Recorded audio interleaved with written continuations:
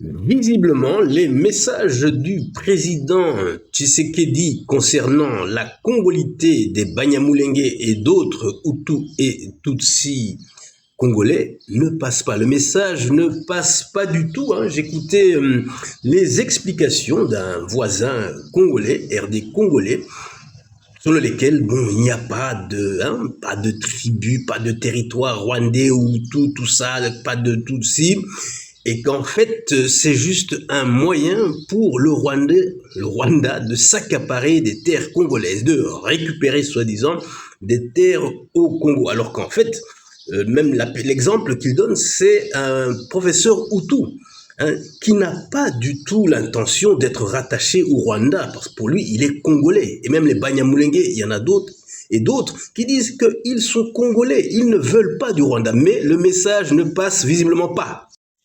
Certains passent donc leur temps à expliquer Urbi et Orbi sur YouTube, TikTok, que sais-je, qu'il n'y a pas de Hutu et Tutsi congolais.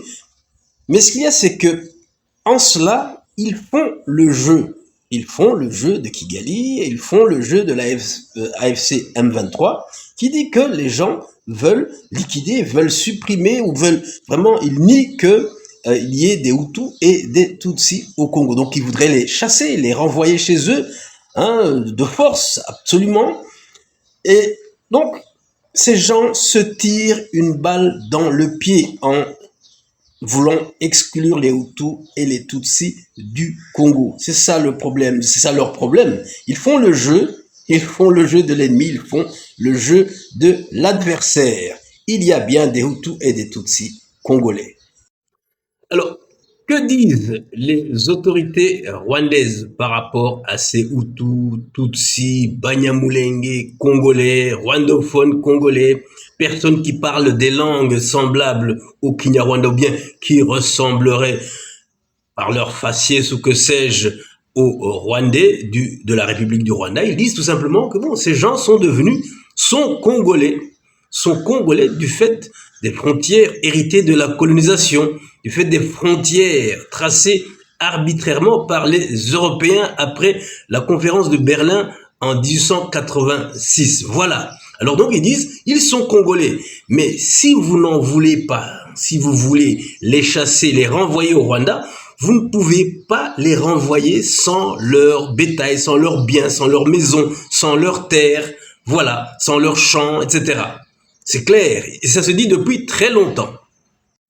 La question de savoir si le Kivu ou une partie du Kivu a appartenu ou n'a pas appartenu au Rwanda est sans importance, sans aucune importance, quoi qu'on dise d'un côté ou de l'autre du lac Kivu, des Virunga et de la Rusizi.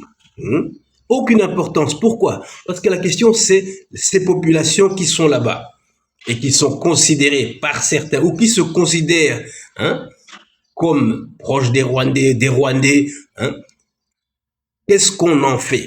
Si les Congolais disent ce sont des Rwandais, qu'ils aillent chez eux, qu'est-ce qu'on fait?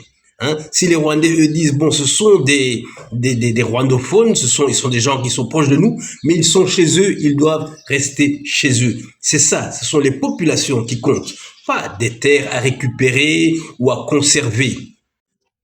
Le débat sur la congolité, ou la non-congolité, en l'occurrence, des Hutus et des Tutsis congolais, ce n'est pas un débat entre quelques zozos, quelques obscurs individus sur Internet qui ne sont écoutés par personne. Non, pas du tout.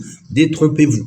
Le candidat malheureux, Fayoulou, qui on pense avoir gagné les premières élections contre Tshisekedi, eh bien, lui aussi dit qu'il n'y a pas tous ces Congolais ou tout Congolais. Et puis il y a aussi un ancien ministre de Mobutu, Honoré Ngbanda, feu Honoré Ngbanda, dont on passe très souvent des vidéos où il explique en quoi les Tutsis, les Hutus congolais, les rwandophones et autres ne sont pas du tout congolais.